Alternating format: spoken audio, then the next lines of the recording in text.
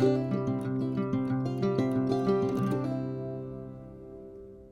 am on the road outside Fort Moultrie, located on Sullivan's Island, South Carolina, and this fort played an important role in the founding of this nation from the Revolutionary War, War of 1812, all the way through the Civil War, and even World War I and World War II.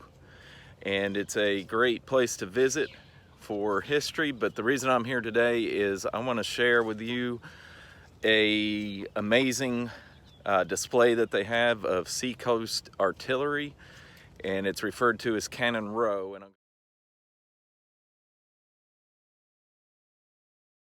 this gun is absolutely amazing. It is an 1844 model Columbiad. It was originally at Fort Sumter and was damaged.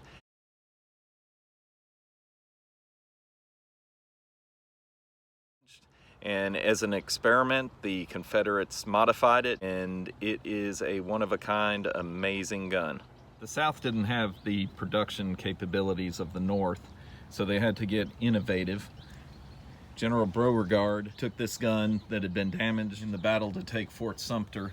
The trunnions had been knocked off, and as an experiment, modified it. What they did, they turned down the trunnions, made the barrel smooth, banded it here.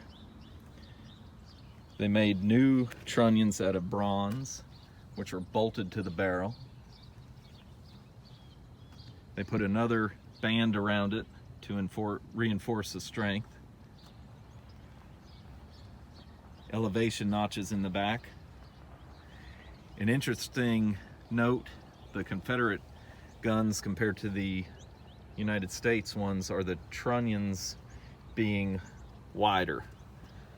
They're over 2 times, maybe 3 times wider than the US guns, and this was because steel and iron were in short supply in the South, and they made their carriages out of wood.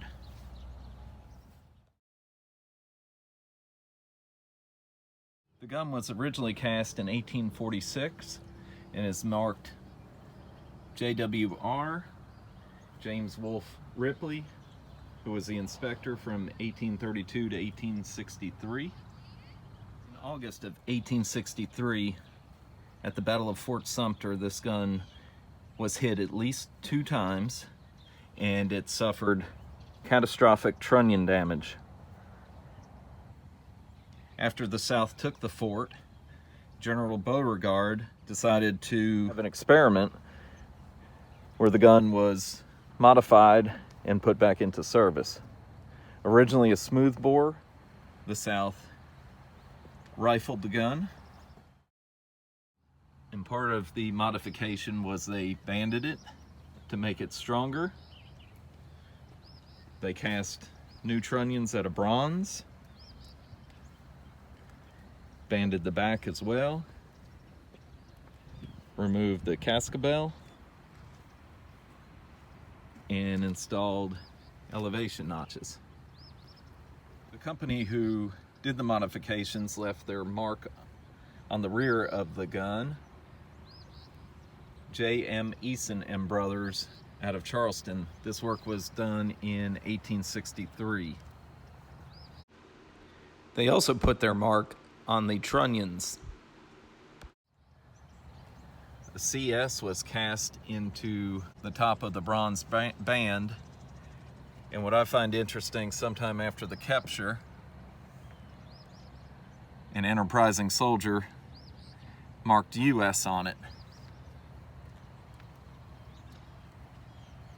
Underneath the gun, embedded into the bronze ring, are these interesting marks. I assume these came from transporting the gun. Despite the modification being a success, the commanders had questions as to the strength of this gun, so it was only used for close-in work. Close-in being somewhere within a 1.5 mile range.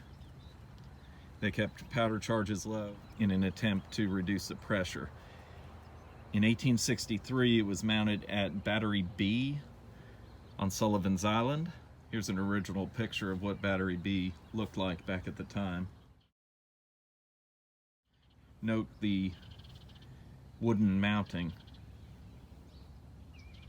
At Battery B, the gun was used against the Union ironclads that were blockading Charleston Harbor. And on one occasion, 5 230-pound bolts were fired at a range of 1,438 yards, somewhere close to 1.5 miles, using 15 pounds of gunpowder and a 3 1/4 degree elevation.